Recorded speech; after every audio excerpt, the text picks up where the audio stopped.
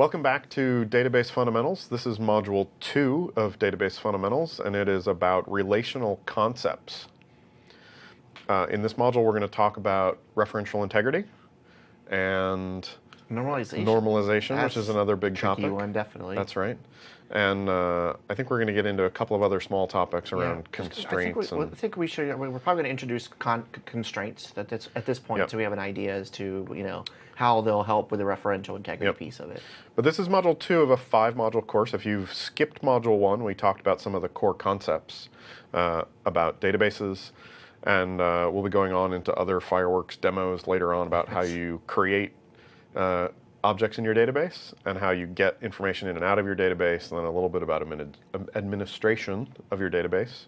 But now we're going to get into some of the relational concepts. So not quite data modeling yet, but we're going to talk about sort of the concepts that are the fundamental pieces you'd need to know before you can actually go and create a database. Well, you brought up a good point in the previous session where we talked about the idea of data modeling. So this really focuses on that aspect of data modeling in the sense that, okay, I've got my ginormous Excel spreadsheet. You guys have got me convinced I want to move it into Access or SQL Server. How do I go about doing that? Well, how do I decide what do I take into consideration when I'm actually going to design that model that I want to use inside a SQL Server or Access? So what we're going to talk about here is what's called normalization, and we're going to look at what referential integrity and constraints, pretty much what we've already discussed here. So the idea of normalization is really it helps us decide how we're going to build our tables out for our content. What this does for us is it allows us to use a strategy that's been designed to determine what content is going to be stored where. So normalization is the process of organizing that data in a database within tables and establishing relationships between those tables. We hinted to that in the previous session. The process is used to also help eliminate redundant data. So if we go back to our DVDs, we had talked about that we have hundreds of DVDs, and if we have a genre of jazz, I might have that title in there 50 times, 500 times. It depends how many DVDs I have that are jazz related. So the idea of that is just kind of a little bit overwhelming. So if you look at a spreadsheet that's got thousands of rows and 30, 40, 50 columns across, if you look at it, you're going to look and see a lot of redundancy. And one of the things that helps with normalization, or normalization helps with, I should say, is the fact that we can eliminate that redundancy. By default, there's 5 normalization forms, as you can see here. One is eliminating repeating groups, all right? Eliminating redundant data is number 2. And the third level is eliminate columns that are not dependent on the key. We'll introduce what that means in just a little bit. 4 and 5 are isolating independent multiple relationships and semantically related multiple relationships. We're not going to drill into those at all. I just want to show you out there, if you look up normalization, you're going to see 5 levels. Most databases are designed to 3, and that's what we're going to focus on here. So in the first module we talked about, we're not going to talk about data modeling. And now you're showing me that there are 5 normal forms of normalization, and we're going to talk about just the first couple of them. So this is another, this is a huge school of thought around what normalization means, and you go really, really academic, but we're going to keep it simple and talk about those first couple. Yes. But it's another opportunity for further study. Yeah, this could be hours and a whole entire class. I bet you could talk about normalization for like 3 days. Exactly. All right, so first normalization. How do we work with our content? The first normal form means the data is in an entity format, which means all of these conditions have been met. We've eliminated any repeating groups. And by the way, we have an example of this. So you're going to see this with okay, it looks good in print and text, but what does this mean? Well, we're going to demonstrate this for you. Create a separate table for each set of related data. Boy, we talked about that with our CDs. Now we're going to create a table that instead of having them stored in Excel, we're going to create a table for, for our artists and maybe for the genres and for the different types of tables. And then we need to kind of tie those together, and we're going to identify each set of the data within the table. We're going to tie that using what's called a primary key, and we're going to introduce that as well. We're not going to use multiple fields in a single table to store similar data. That's pretty much what a spreadsheet does for us. We don't want to do that. We want to avoid that. So we're going to set up this relationships between the tables to allow us to create that. And we do this this is just introducing the first normal form. Our second normal form ensures each attribute or each column describes the entity. So again, if we go back to our CD is going to be, we're going to have a row for CDs. We want to make sure that every entity or every column in there is directly associated with that CD. So it's going to, and we're going to actually tie these tables together. We're going to be able to reference one table or CD table to our genera table by using what's called a foreign key. And again, I promise you we'll show you what that means here. Records should not depend on anything other than the primary key that's in that row or that table. And again, we'll expand on that. And we can create what are called composite keys. Composite keys, in order to make something unique, I may have to use multiple columns. So we could, and we'll explain that as well. So we could create what's called composite keys to make sure that we have the uniqueness in those rows. Third normal form checks for what are called transitive dependencies. They eliminate fields that do not depend on that key. So I might have extraneous information in there that's not relevant, and I want to put that in a separate table. So I may do that, and as part of the third normalization of the third normal form, when I'm massaging that data to make sure it's all in that third normal form, we're going to make sure there's no columns in there that aren't directly related to that CD. All right, and again, we'll show you that here. In general, if the contents of a group of fields apply to more than a single record, those require a separate table. So again, just conceptually, all right, Brian, you've got me convinced that we want to take our CDs and we want to put them take them out of a spreadsheet, put them in a database. How do I do that? So we're going to look at how we're going to address that using this third normal form. As I said, there's a couple other ones. There's a fourth normal form called, BCNF, so I don't have to try to pronounce the names. We're not even going to worry about those. There's a slight risk of not having the perfect design, but it shouldn't affect the functionality if we don't implement fourth and fifth normal forms. And that's why we're not even going to address those at this point here. All right, let's take out this table here. This table here is kind of like a spreadsheet at this point, but we've got unnormalized table. We've got a table here that has student number, to be more precise, advisor, the advisor's room number, where we can find that individual. And then for student 1022, they have a class 101-07, class number 2 is 143-01, 159-02. This is an unnormalized table at this point. So what we're going to do is over the next few slides, we're going to take that content and we're going to normalize that content. We're going to implement first normal form first, then second, and then third, and you'll see what we have for a result of that. Well, if you remember correctly, the first normal form, as it says here, is no repeating groups should be in that table. So notice what we've done here. We've taken class 1, 2, and 3, which is a repeating entity, and our group, and what we've done is that now we're going to have student.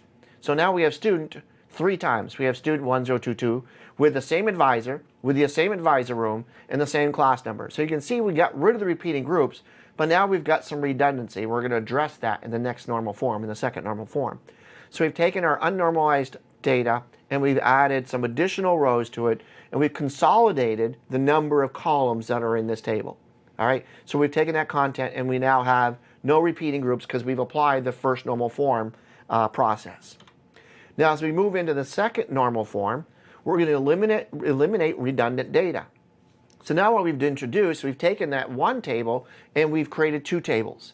The table now is called students. So for student 1022, his advisor or her advisor is Jones, and that advisor can be found in room 412. Student 4123 has a different advisor. She can be found in room 216. So that's a separate table. Now if we go to registrations, because we can't just drop the information about the registrations, we created a second table for the student number. Student number 1022 is going to be attending class 101-07, as well as 143-01, as well as 159-02. That's a pretty light load, don't you think? Only 3 classes? Come on, dude, you'll be a slacker here. Anyway, and then student number 4123 also taking 3 classes. So we've taken the content, we've split them out now after first normal form. We've introduced a second table that's going to allow us to avoid or eliminate that redundant data. Let's take it to our next level, our third normal form. Eliminate data not dependent on the key. Let me go back just 1 second here. We're going to see here that in the student we have 1022, we have with the class number, but we have multiple rows. And you can see the students, that was under registration, excuse me. The students, we have student advisor and advisor's room. So if we go to our third normal form, we've got faculty. We've got student number 1022. Their advisor is Jones. Now remember, if I go back, I'm going to flip back one more time. When I look at this, I've got student number, I've got Jones, and I've got the advisor's room is 412. Well, the main item, or the main column in here is student number. That advisor room is not directly associated with the student number, so it does not belong there if we're going to normalize our content. Hence, what we do here is we introduce a third table. Now we're going to have a student, my rows are off a little bit, we're going to have our student, which is 10022, their advisor is Jones. Now I want to figure out where's Jones, where the room number is for Jones. I'm going to jump over to the table called faculty, and that faculty table is going to have the room number, and also we're going to include some additional information about Mr. Jones, and that's the department number that they belong to. All right, so again, no redundancy, and every table or every row in both these tables so far are directly associated with student number. So we've got student number, the direct association advisor. The advisor, the direct association is the room number and the department number. Now we go to our registrations table and we have student number 1022. That's going to be attending class 101-07. 1022 will also be attending 143-01, and as you can see, it rolls down that way. So we've applied the third normal form by looking at these, because now we have our student number as one table, and it's mapping to the faculty table using this advisor name, and it's also mapping to a student table using the student name. So we've taken this spreadsheet, or this unnormalized table, and then we've created three different tables out, and we've applied the third normal form. First normal form, second normal form, and third normal form to get that to what's called third normal form in the normalization process. You may have just blown my mind a little bit. Can we go back Oh, a couple of slides and look at the original? Right back here. So here's our That's original. right. Yeah. So I just want to just talk through that one more time. Okay. We've got student information, we've got the advisor information, we've got the advisor's room, and we've got the schedule for each student in one table. That's the unnormalized table on this slide. Yes. And you just kind of took us through the 3 levels of normalization, and we ended up with a student table, an advisor table. Can you go on to the next slide there? And then so we end up a with these registration table. Right, so the student, the faculty, and the registration. So we took that one unnormalized sort of spreadsheet-like table. Yeah, exactly, yeah. And you broke it up using these basic principles of normalization into 3 discrete entities of information. And just summarize that for me. So we went from one big table to 3 different ones. Why is that going to be valuable to me in my database? Well, when we see it, so what now, when we start retrieving this content, so first off, we're not going to have a bunch of, if we go back to our CDs, we're not going to have a bunch of jazz in there 100,000 times or 50 times. We're going to eliminate a lot of redundant data. So now, if I normalized an Excel spreadsheet at 1,000 rows and 80 columns and was able to normalize it in database tables, I'm going to have less data because it's going to be stored in there, because I'm not going to have jazz in there 500 times. I'm going to have jazz in there once. It's going to be a one table one time, and I'm going to reference that table. Every time I have a CD in there, I'm going to reference that table and say, yeah, jazz associates to, general ID 123, and I'll reference that. So I'm actually creating a cleaner environment, less redundant data, and all my columns that are associated or within a table, the new tables, are all relevant to each other. They're all associated with that primary column. We're going to talk about that, what that means in just a few moments. We've already introduced the term, the primary key, and we're going to actually roll that out and show you how we do that in just a few moments here. So we've kind of cleaned it up. We've got more tables, so you think, wow, I went from one table to 3, but now when I get ready to retrieve it, when you get module 4, and I want to be able to slice and dice this information, it's going to be so much easier for us to do so than what we could do in an unnormalized data table. Okay. Thanks. Yeah, that looks really good. Great, thanks. All right, referential integrity. So this process that we just talked about too, so let's just review a little bit on the normalization. If you're thinking about where do I start, you can use the third normal form, first, second, and third normal form, to try to look at the content that you have in your spreadsheet or in your unnormalized data table, and start like, all right, how can I create this environment, this object modeling that we were talking about earlier, to create this environment that allows us to have this data and implement that cleaner environment by using the third normal, up to the third normal form. Referential integrity is what we use to get those tables to talk to each other. So now I've got 3 tables. Brian, it sounds like it was a lot easier to have one table because they were all in one spot. Granted, it may have been easier for that piece, but what we're going to be able to do with this content when we kind of slice and dice it, as we're going to see in a couple modules, is really blows away the idea of what we can do now with when we're in an Excel spreadsheet and we can go to the top and we can click the column header and sort of ascending versus descending. We're going to have a lot more we can do with that. So that's the good news. Referential integrity is getting those columns, those tables, to talk to each other. So this includes, or you'll see this referential integrity is RI. It's a concept to ensure that you have relationships between the tables that we just created. RI can ensure that the data is clean, and it makes sure that data that we're adding is valid data. So not only have we separated content out, we've now created an environment that's going to enforce that when I'm adding data, it's going to be valid data. And we're going to do that by introducing what are called primary keys and foreign keys. So if we go back to, I'm going to go back a couple slides here. If we go back to here, our student number is a primary key, we'll say. And what I can do is I can have it, or is a foreign key. And my bad again, my registration has a student number on it, and it also has a students over here in this table here. So we're both using 1022. So what we're going to do is we're going to reference one table to the other table. One table will have the primary key, and one table will have the foreign key. So the foreign key is used to validate the content or the value that I'm adding is a valid value. Kind of sounds a little bit redundant, but it's not.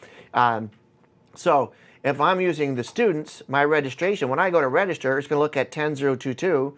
When I enter in, if I typed in 1021, it's going to bebop over, because that's a foreign key, over to the students here. It's going to jump over there and say, there is no 1021. So not only does it enforce the referential integrity, it enforces that we're adding valid content by making sure a student 1022 exists, or a student 1021 exists, before it allows me to add content. So not are we gaining the normalization of having the ability to slice and dice, it's actually performing data integrity by ensuring that I'm adding content that's valuable. So if there was no student 1021, and I try to add content into registration, it's going to say, dude, I can't work with you because there's no student 1021. But being there is a student 1022, when they register for classes, it's going to check to see student 1022 exist in the students table. It's going to also check to see who the advisor is, and if there's information that we need about the advisor, we're going to be able to write query select statements to be able to retrieve that content. So that's the idea of primary keys and foreign keys, and allowing us to be able to reference the content between tables. That's that referential integrity, to get us the ability to kind of double check or cross check with the tables that are involved, to make sure that the content that we're adding is valid, and to make sure that we're able to retrieve this content as we move on down the road, and we look at some of the select statements. Now, we'll talk more about this when we start looking at the keys, but with these keys involved, we can only have one primary key on a table. And there may be other cross checks that I want to perform to make sure they're valid. So we can also apply what's called a unique constraint, or a unique key constraint. What this does for us is allows us to not only just do a cross check on an individual column with the associated or composite key, associated primary key, but also I can do cross checks on what are called unique. And what that does is enforce uniqueness for us. Triggers can be used to enforce referential integrity as well. They require some code. A trigger example would be every time I insert a column, it may be as simple as send an email to the advisor saying that there's a new student that's been assigned to you. So it could be that simple. When a certain action takes place, that trigger performs tasks or multiple tasks.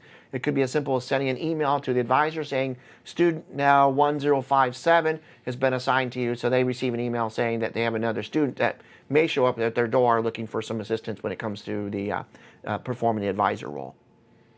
So that's referential integrity. Pete, anything you want to add to that? You kind of just blew my mind again. I'm going to just back up. I got to quit talking. You went all the way to triggers and what happens with respect to referential integrity. When something is added to a table, you can invoke a trigger, which invokes functionality. And I'm still thinking about my CD library. I'm trying to imagine how that's going to come into play. So that's another super advanced topic. We're going to get a little bit in the next couple of modules. We're going to talk about some of the functionality you can do in a database management system, where you can actually invoke some of the code, some programmatic code on an event or a trigger on a database. But I think we're going to get into a demo here in a minute where we'll be able to summarize some of this. But I think normalization, pretty complicated because I went from a whole bunch of columns in a single thing to a whole bunch of smaller pieces that have fewer columns. Right, right. So I kind of understand that, even though we're not going to talk about creating tables, like actually creating a table, we're going to talk about in the next module. Right. But now we're conceptually, I get the idea that I take this unnormalized collection of data, which is my CD library, or your original example of the inventory was a good one with a whole bunch of products and a whole bunch of metadata or columns about the product on a shelf at a grocery store, right? Yeah, I yeah. can see how I might break that down by brand, or I might break that down by category. Category seems to be a common thread across Yeah, all of these yeah, examples, which agreed. is pretty good, right? Yeah, definitely. But it gives us a logical way to put things together so that they're in discrete pieces where I'm going to be able to, I think, use them in a smart way to answer different questions about my data that I have a really hard time with in this sort of unnormalized spreadsheet-like view. Exactly. Right. Okay. Yeah, Good. definitely. Yeah, I'm tracking you. Good recap, definitely. Yeah. But yeah. triggers, seriously, triggers is like 300 level. Yeah. So let's keep it on the level. So we'll keep it. Yeah, we'll we'll keep keep right it. I just want to introduce the fact there are ways, there are tasks, including triggers, that can be used to enforce referential integrity. We won't get that deep in this class, but they are out there for us. All right, so methods for enforcing referential integrity. We just introduced primary key, foreign key, unique constraint, indexes, we haven't talked about yet, and triggers. Here's the idea of a composite key. So I may have a column, I may have a table that, for instance, let's say we have a table that contains driver's license. And if I go in and my driver's license for Arizona is BR549, if anybody remembers that reference to something that's an old TV show. Anyways, if my driver's license is BR549 and I live in Arizona and Pete's driver's license is also BR549, how can we make that a unique key in a table? We can't by itself, but what we can do is include another column called issuing state. So now my composite key would be BR549AZ, his would be BR549WA. So now those two together makes that data unique. Okay, so that's what a composite key. The primary key has to be unique. It may not be possible by doing it with that one column. So we may have to use multiple columns. If we use more than two columns or more, it's considered a composite key. All right, so if you see that, because sometimes you might see where it says something about having a primary key is like, well, it's got 3 columns. Well, in order to enforce uniqueness, we need 3 columns. So that's what that's alluding to when you see that composite key option here. All right, so let's go. Still staying with referential integrity. We're talking about constraints now. Here's that primary key constraint, and I just mentioned this a little bit already, kind of jumping ahead. Primary key is on 1 or more columns. It's required to provide the uniqueness in a row, in a table. That helps enforce the referential integrity. Often it'll be referred to from another table using a foreign key. But a primary key is an attribute or a set of attributes that uniquely identifies that row. So if it's a set of attributes, it's that composite primary key that we talked about. A table can only have 1 primary key on it. Not 1 column, but 1 primary key that could be a single column or multiple column. And a column that participates in this composite primary key or individual primary key cannot allow null values, which means content has to be added there. So I can't just skip by when I'm adding content. So if you're going to make a column part of a primary key constraint, then it requires content being added to that. And you can enforce that when you're creating the columns, and we'll see that a little bit later on. So the primary key is used for that. The foreign key is used to reference that content. So the foreign key is a column or a combination of columns. If the primary key uses two columns like we did with the license number and the state code, well, the foreign key referencing that has to use that to reference it as well. So it references it as a unique constraint that's created over there for that primary key. Unlike a primary key, a foreign key can have null values. So be careful on how those two are implemented because they're implemented slightly different. But you're going to see that a primary key is going to be accessed by the reference by a foreign key. So that's going to allow us to enforce that referential or data integrity by making sure that we have valid content when we're adding our content into our tables.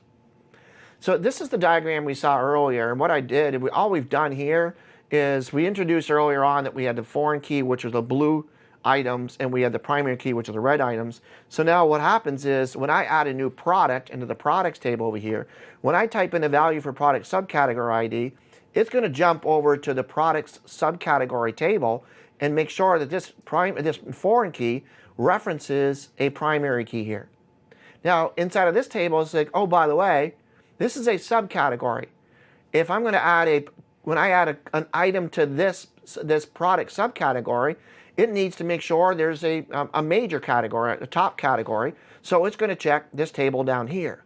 So see how there's all sorts of cross-checking that's going on as I'm adding content.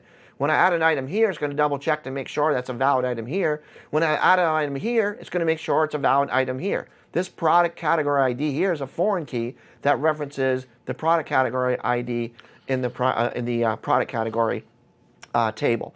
So all this cross-checking is making sure that when I'm adding this content, it's all valid content that I'm adding, and these tables are tied together. The relationship is built between these tables using these keys.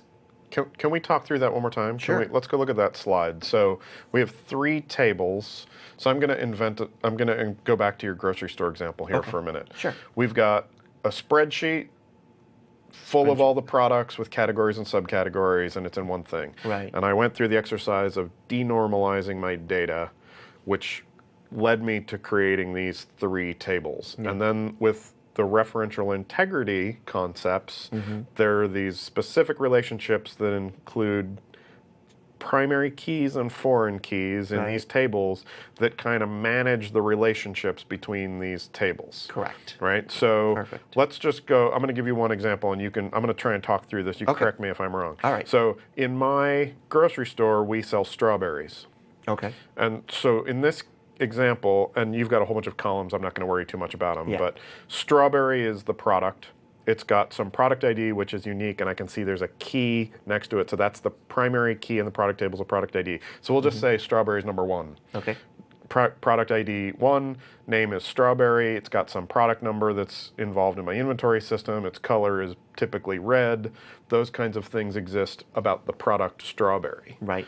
And then the product category, which is on the right side of the slide at the bottom, we're going to say that there's a product category called produce. Nice. Right? And the name is produce. And it will have a product category ID of, I don't know, maybe produce is 25. Okay. Right? So the subcategory of produce for my strawberry is going to be fruit. Right. Or berries or something like that, right? Fruit sounds good, yeah. Fruit, we'll call I think it fruit. strawberry's a fruit, I don't know. Strawberry is a fruit and It's a berry. tomatoes that weird one, isn't it? I get confused Tomato, about I that. think it's a fruit, and I think it's a vegetable. We're going down a hole we'll I don't want to go into, yeah. Okay, we'll stay So subcategory of fruit has its own primary key for fruit, but then has a foreign key relationship to the category, which is produce. Correct. And then back on my product side, when I list the category, the subcategory specifically there of fruit, it's going to have a foreign key over to the primary key in the product subcategory table. Exactly right. So I've got this list of stuff that includes all of my products, and I started with a spreadsheet, but if I want to get it into a database, I have to denormalize it, which means I need to think about all the redundant data and how to simplify it down. And then I have to figure out how to have relationships between these tables that include primary keys and foreign keys so that I can keep my integrity of my data all together so that I can uniquely reference things like the category and subcategory and the product name and those kinds of things. Yeah. Do I have it? Is that kind of what you're talking about? Perfect explanation. Okay. Definitely, yeah. So those guys make sure the data is being added is valid data. That's good. That's what we want to make sure. Again, we've taken our denormalized table, our unnormalized table. We've normalized it. It requires some additional tables. We got to get those tables to talk to each other. They need relationships in the primary key and foreign key. And I can start to see where we're going now, because in my spreadsheet, I have fruit listed in one column for everything that has a row that is a fruit. Right. So I've got strawberries and bananas and everything just says fruit. Right. But I don't have any idea how many categories I have because fruit is listed 25 times and crackers is listed 25 times and I don't know. But if I do it this way and I break my data up in these tables, then I can just like look at how many categories I have because it's only listed one time in the category table. That's back to normalization where we got rid of I've the eliminated that redundant redundant data. Absolutely Okay, perfect. I can totally see how this is going to be a lot easier for me to use. Yeah, and we start retrieving this content in another module too. The way we can slice and dice and generate information compared to our spreadsheets is going to be phenomenal. Well, now I'm really curious how many genres of music I have in my collection, and I want to know like how many records I have by a particular band. Yeah. And right now in my spreadsheet, it's really hard to get that kind of information out. Yeah, you can filter, you can sort it and stuff. Yeah, but then I have to count each row. Exactly. It's super complicated. Definitely. Yeah. All right, so hopefully that helps clear up the idea of taking a table, normalizing it using the third normal form, taking the table, normalizing it, and now, okay, we've got all these tables. I got to get those tables to talk to each other. So we use primary keys and foreign keys to create relationships between those tables so they can talk to each other. And I'm able to validate content, and I'm able to see, you'll see shortly, to be able to retrieve content using table content that's stored or data that's stored in multiple tables. I'll be able to retrieve that content. So we're going to be able to go in and move that. All right. Do we want to try to do a little ad hoc? Let's do it. Library. I think we should. Want to run with this? I think we should work on my CD library right now. Okay. Let's do this. So I need to come out of this screen so I can go into one of these deals here. So in this case, you're going to be my database administrator. I'm going to tell you about my data, and I'm going to try and guess what sort of normalized form and things I need to do. But let's see if we can... CDs, you said, right? We're going to do the CD library, and let's see if we can create just the basic structures that we need for what I think the tables are going to become later on. And I'll talk you through, sort of like the grocery store example. But I have this huge spreadsheet, and it's got all of the CDs that I've got, all the albums. Right? So I need... and it's got a whole bunch of columns in it, like artist and genre and the date that I got it, and like... there's probably 25 because I keep track of a variety of different ways that I like to sort them. So, but let's just start with those three. It sounds like now we're talking about I need something to manage the CDs, but I don't want the artist listed redundantly, right? Because now that I know about normalization, I want to eliminate the redundancy. So I probably need something to track artist. Okay, so let's add a table here. So we're gonna start with the first one. Let's just start with the CD. So we'll add a table. I'm just going to throw square. All I do is square boxes here. Oh, let's get some fill factor on it for some reason.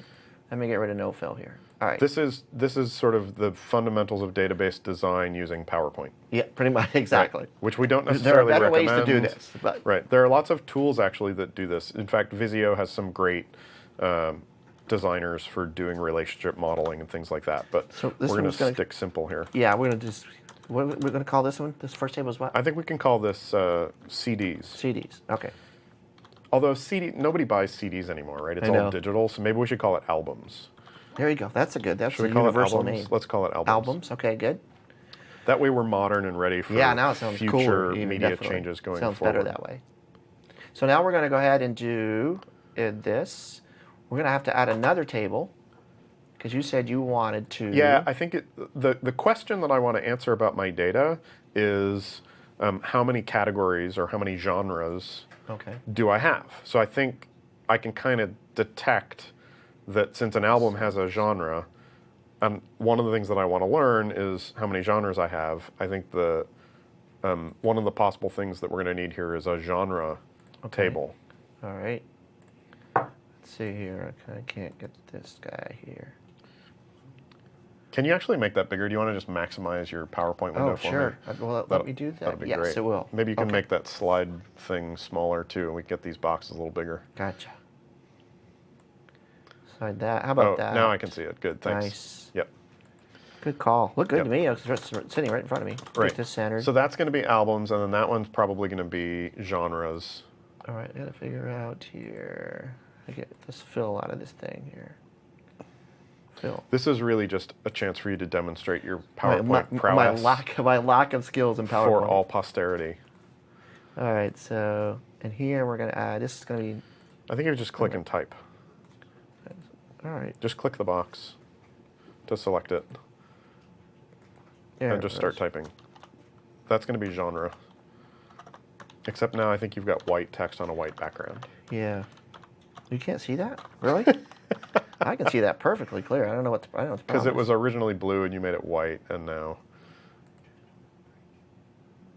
There you go. Okay, great. So that's genre. The other one is album, and then I want one more for artist. Oh yeah. Because I think it'd be really interesting to figure out how many albums I have from a particular artist. Who's your favorite artist? Do you have a favorite? Really? So many nowadays. You know what? I've been a drummer for as long as I can remember walking, so most of my favorite bands have really awesome drummers. The last band I saw live was the Dave Matthews Band. How's that? Is Oh, that a good nice. answer? That's And good. I have a whole bunch of his records in my collection, so Okay. that might be our example. All right, and this is gonna be artist. And that's going to be artist. So I've got this spreadsheet. It's got all my albums in it. I've got a whole bunch of metadata, including artist and genre and the date that I acquired it. But now with normalization, I can break those things down into these tables so that I can look things up like the list of artists, the list of genres. But now we have to do the relationship between them. So right. let's just type in these boxes then. I need primary key for everything, Right. right? So that I can give it a unique identity. So just click in the box, and what would we call the primary key for the album table? Probably like album ID. I would say right? album Does ID that would work? be the easiest one. I don't know why it keeps defaulting to white text. It's because we tricked you and you changed the color of the box the first time, but that's fine. Good. So that's going to be album ID. And that's my primary key for that table. Can you just maybe put in parentheses, that's primary? Yeah, that's great. So album ID is over there, and then we probably need primary keys for the other ones also, right? Yeah. Just So- put it after artist. Just hit return there.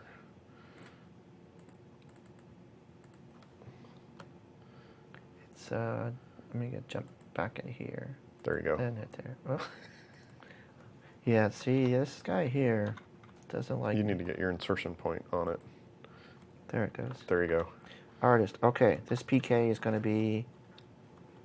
Artist ID probably, right? Sounds good. I'm sensing a theme here. I think we're going to probably talk about some naming conventions and stuff like that in the Yeah. next module. Yeah, but absolutely. just conceptually here, I have a primary key there, and then I've got another one there for genre. I'm going to guess this is going to be genre ID. That looks consistent to me. Did I spell that correctly? I don't know. Yeah, that's right. Okay, good. It's good enough for the example anyway. Yeah. So primary keys gives us unique identity for all these things, but now I need to have a relationship between them so that I actually can do the lookup things that I want, like how many albums do I have that are in the jazz genre? Right. Right. So how would I make a relationship between genre and album? So we need album ID to be able to access genre to check for that. Album ID so I can check for genre, and conversely, I probably want a genre ID in my album table, Correct. right? So I can get typed into here. So which one do I want? That's actually a really good question. Do I want an album ID in my genre, or do I want a genre ID in my album? You want genre ID and as a foreign key in albums. Okay. It's going to reference the primary key in the genre table. Got it. Okay. So that becomes a foreign key in the album table. Right. And then we don't have to draw the lines between them like Yeah, you because showed we us on talk the to other each other, slide, yeah. but the genre ID in the album table is the same genre ID. So if I have Dave Matthews Band live at the Gorge, which is complicated because it's a 3 CD album. We'll call it one album. We're not going to go there right Yeah. now. How many CDs are in that thing? But if I go to the Dave Matthews Band album, then it'll have a genre of rock, but it'll have a genre ID in the album table, and the genre ID will map to the genre name in the genre table, Correct. so that I can say, how many albums do I have that are rock? I can look up by rock, and I can find Dave Matthews. Is that roughly what's going on here? Yeah, somebody actually add a name here. So Oh yeah, genre name is probably a good idea. yeah. So we don't have to do the whole data model. Yeah, but and I just- think we've got a couple of examples now. Yeah. But tying that first example of that giant spreadsheet. We've got products, we've got categories, now we've got our CD library, we've got albums and genres and artists. And I imagine just to complete this thought, we'd have a foreign key in the album table that is the artist, so that not only can I look up my albums by genre, but I could look them up by artist. Exactly. We'll So add that suddenly right my there. complicated spreadsheet that has, however many hundred rows in it becomes broken down in a normalized relational model with the referential integrity so that I can look things up between them in a really simple way.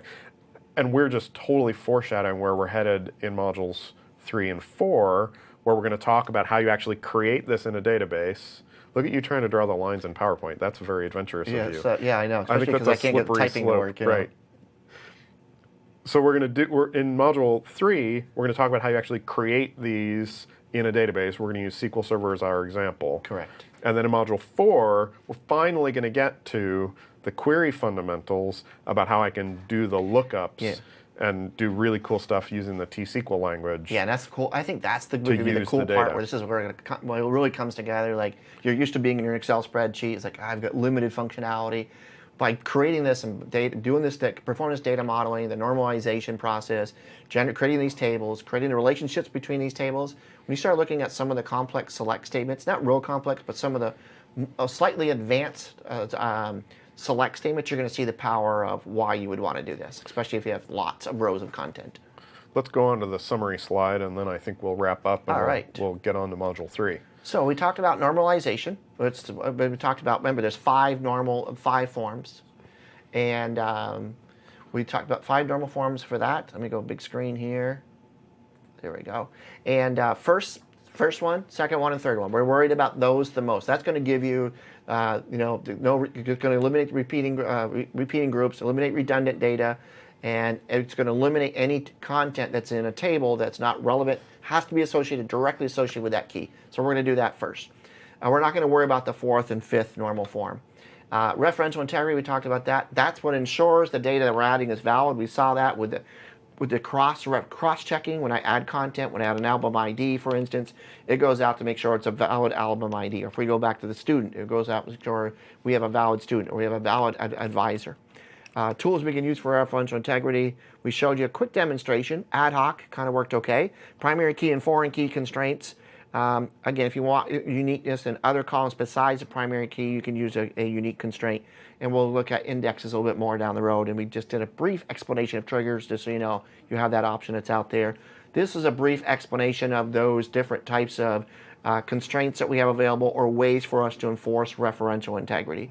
And we demoed primary key, foreign key. Unique constraints will probably be very popular when you're trying to enforce uniqueness and you've already used your primary key for a table. And a unique index is going to be created for you when you create a unique constraint. In fact, we'll talk a little bit about indexes, not a whole lot about that. And then we introduce the idea of triggers can be actually used for kind of introducing some code that might help with enforcing referential integrity by ensuring that someone, did you really mean to delete this particular item? So you can actually use a trigger for that as well. So what we looked at here was more conceptual. We looked at the idea of normalization. We talked about that. We looked at introducing constraints.